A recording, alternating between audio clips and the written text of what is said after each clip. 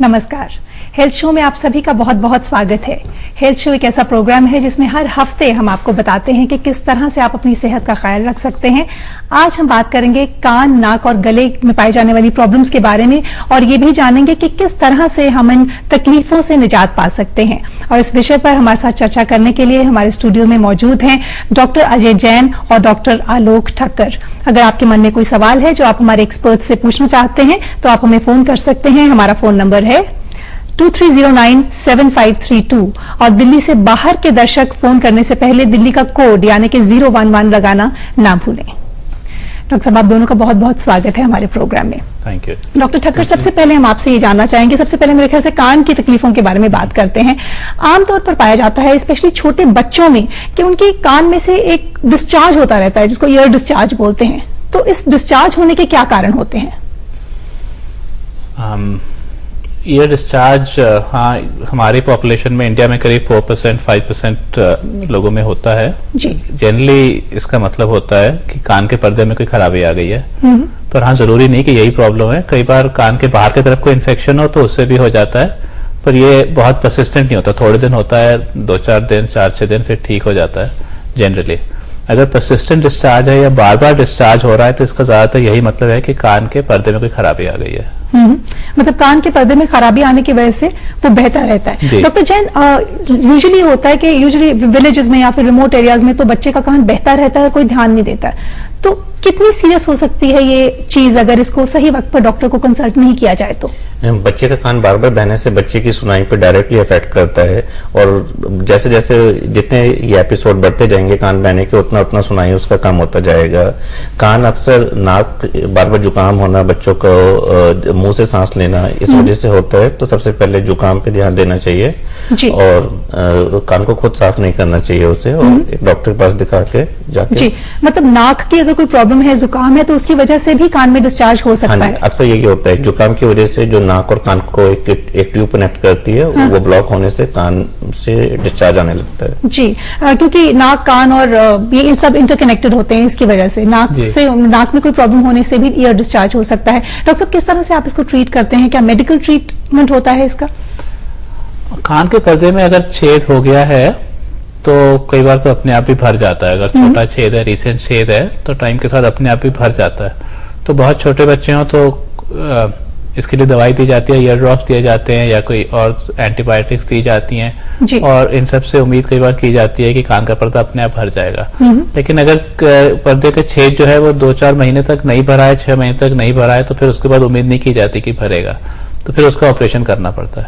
पर हाँ, छोटे बच्चों में जनरली उसका ऑपरेशन हम लोग इतना प्रेफर नहीं करते। बच्चा थोड़ा बड़ा हो जाए, कम से कम 10-12 साल का हो जाए या फिर ऑफकोर्स उससे बड़ा हो, तो फिर तो ऑपरेशन जरूर किया जाता है। छोटे बच्चों में कई बार थोड़े केयरफुल रहते हैं ऑपरेट करने से पहले। जी। डॉक्टर जैन, अगर हम कान में दर्द होने की बात करें तो मैं आपसे ये पूछना चाहूंगी कि जो कान का दर्द होता है, क्या ये किसी बीमारी का लक्षण है या फिर ये अपने आप में एक बीमारी है? हाँ, कान में दर्द होने के बहुत कारण होते हैं। कई बार जैसे सिंपल कॉज, कान में पानी जाने से वैक्स फूल जाता है तो वो दर्द कर सकता है।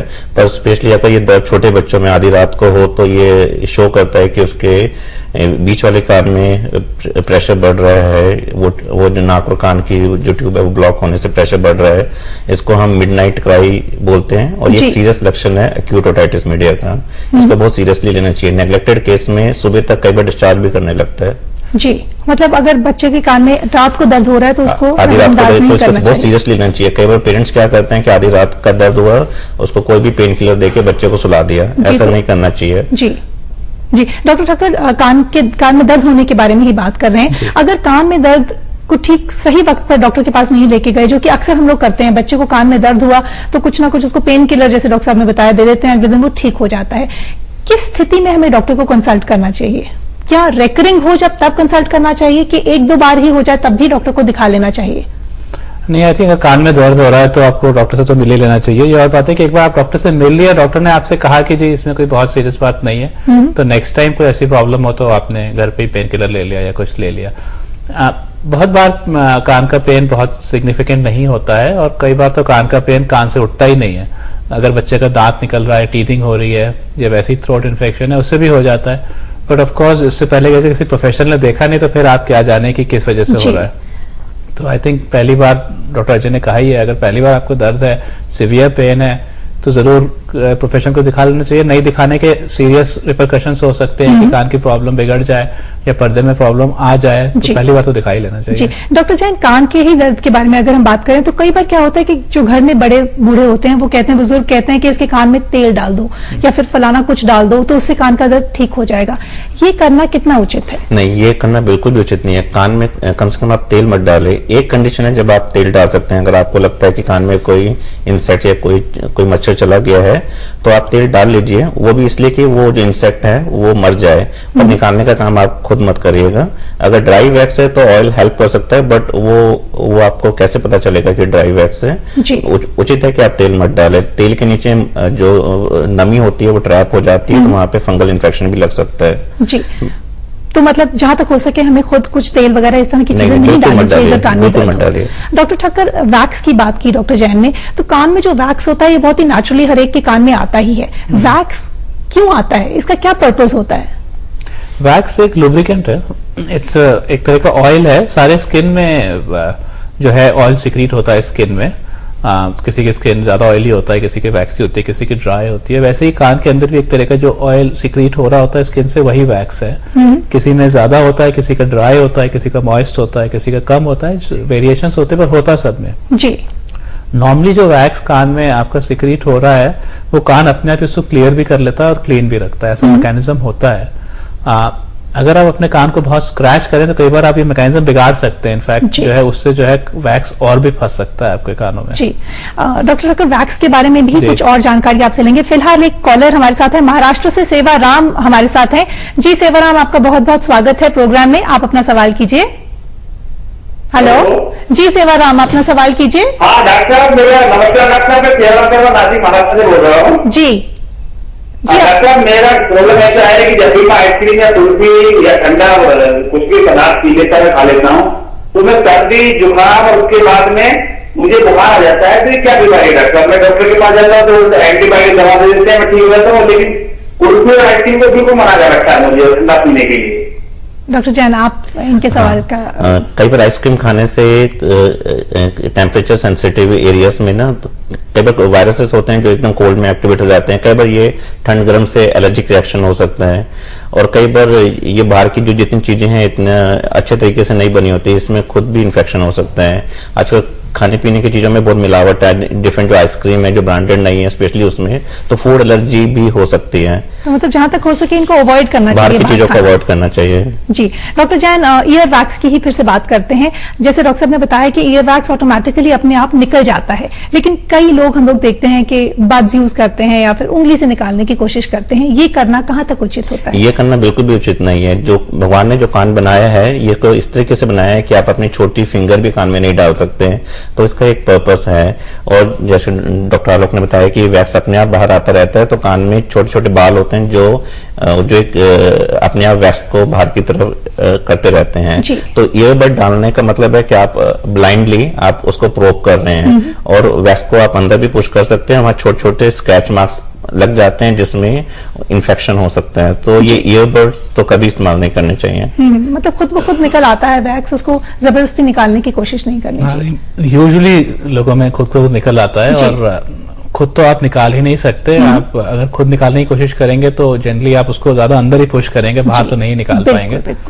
अगर निकालना है तो प्रोफेशनल नहीं निकालना है। जी डॉक्टर ठक्कर, अब हम बात करना चाहेंगे नाक की बीमारियों के बारे में। नोज ब्लीड यानी कि नक्सीर फूटना एक बहुत ही कॉमनली पाई जाने वाली बीमारी है, जो कि दोनों बच्चों में और बड़ों में भी पाई जाती है। क्या कारण होते हैं इसके होने के? बच्चों से शुरुआत करते हैं मेरे ख्याल से। कारण तो कई हो सकते हैं, पर ज्यादातर बच्चों में अगर नोज ब्लीड होता है या नाक से खून बहता है, नक्सीर बहती है, तो वो इसीलिए होती है कि नाक के अंदर की जो चमड़ी होती है या स्किन होती है वो सूख जाती है। अंदर नाक जो है वो एक तरह से हम लोग उसे कहते हैं एयर कंडीशनर होता है बॉडी के एयर के लिए। जब आप अंदर सांस लेते हैं तो वो हवा को जो है पहले थोड़ा वार्म करता है, गर्म करता है या ठंडा करता है जैसे जरूरत हो, उसको एडिक्वेटली उसमें पानी भरता है, ह्यूमिडिफाई करता है, फिर जो है वो अंदर फेफड़ों तक हवा पहुंचती है। तो इस प्रोसेस में नाक सूख जाती है कई बार। अगर बहुत गर्मी में आप बिल्कुल गर्म और सूखी हवा को अंदर इनहेल करेंगे जैसे हम लोग करते ही हैं जी, तो अंदर नाक सूख जाती है, और सूखने के बाद जो है उसमें थोड़ी सी अल्सरेशन हो जाए या थोड़ा सा ब्लीड हो जाए या थोड़ा सा नाक बह जाए तो बच्चों में इस वजह से ब्लीडिंग शुरू हो जाती है जी। बच्चों की अंदर की चमड़ी ज्यादा ही सेंसिटिव होती है, पतली होती है। बड़ों में जो है अगर यही बात आती है तो यूजुअली इसका मतलब होता है कि ब्लड प्रेशर की प्रॉब्लम है या ब्लड प्रेशर बढ़ रहा है जी। बाकी तो कारण और भी हो सकते चलिए डॉक्टर साहब इसके बारे में भी और विस्तार में बात करेंगे। फिलहाल गुजरात से निपुल है जो आपसे एक प्रश्न पूछना चाहते हैं। जी निपुल, आपको बहुत बहुत स्वागत है प्रोग्राम में, अपना सवाल कीजिए। हेलो जी नमस्ते मैडम। जी नमस्कार, आप अपना सवाल कीजिए। मेरा सवाल ये है कि मेरी मम्मी है जी मेरे माता जी हैं जी जी, आगे बोलिए, हम आपकी आवाज सुन पा रहे हैं। उनके कान में हाँ, उनके कान में घड़ी जैसी कुछ टिक टिक की आवाज सुनाई देती है उनको हमेशा। जी डॉक्टर जैन, आप इसका उत्तर देना चाहेंगे? एक्चुअली जो घड़ी जैसी आवाज कान में आना, हम इसको अक्सर टिनाइटस बोलते हैं। ये जब कोई व्यक्ति अपनी सुनाई की क्षमता कुछ खो देता है या कम हो जाती है तो ये एक आवाज उभर के आती है। ये आवाज स्पेशली रात को सोते समय या जिस समय सन्नाटा हो जाता है उस समय तंग करती है, या सर्दियों में जिस टाइम शोर रात का कम होता है उस समय तंग करती हैं। तो इसका एक ही उपाय है कि आप अपने सुनने की क्षमता का इलाज कराएं। जैसे इस उम्र में नॉर्मली जिसे हम प्रेस बायोक्यूसिस बोलते हैं, बड़ी उम्र में थोड़ी सुनने की क्षमता कम हो जाती है तो आप हियरिंग एड एक अच्छा ऑप्शन होता है, या आप एक ENT डॉक्टर को दिखाएं। अगर कोई और कारण है जिससे उनकी सुनने की क्षमता कम हो गई है तो वो उसका ट्रीटमेंट करने पे इसका उपाय किया जा सकता है। अगर कोई उपाय संभव नहीं है तो एटलीस्ट आप अपने चारों तरफ सन्नाटा ना रहने दें। बैकग्राउंड में एक हल्का सा म्यूजिक या एक टीवी में स्लीप टाइमर लगा के आप सो सकते हैं। जी, लेकिन ये बहुत जरूरी है कि अपने ENT सर्जन को दिखाएं और हो सकता है उनको हियरिंग की प्रॉब्लम की वजह से ये हो रहा है। हाँ जी। डॉक्टर साहब, हम लोग नोज ब्लीड की ही बात कर रहे थे, जैसे डॉक्टर ठक्कर ने बताया कि बच्चों में ड्राइनेस की वजह से हो जाता है और बड़े लोगों में हाई BP की वजह से हो जाता है। लेकिन कई बार हम लोग ये देखते हैं कि बच्चों में बार बार रेकर करता है नोज ब्लीड, काफी फ्रीक्वेंटली होता है। क्या ये उनके लिए हानिकारक हो सकता है? डॉक्टर को कंसल्ट करना चाहिए, हो सकता है क्या इसकी कोई और भी वजह हो? हाँ, बच्चों में स्पेशली कई बार बच्चे छोटी छोटी चीजें अपनी नाक में डाल लेते हैं, स्पेशली अगर ब्लीडिंग एक नाक से हो रही हो, फाउल स्मेलिंग हो तो हो सकता है उन्होंने कोई फॉरेन बॉडी नाक में डाल ली हो।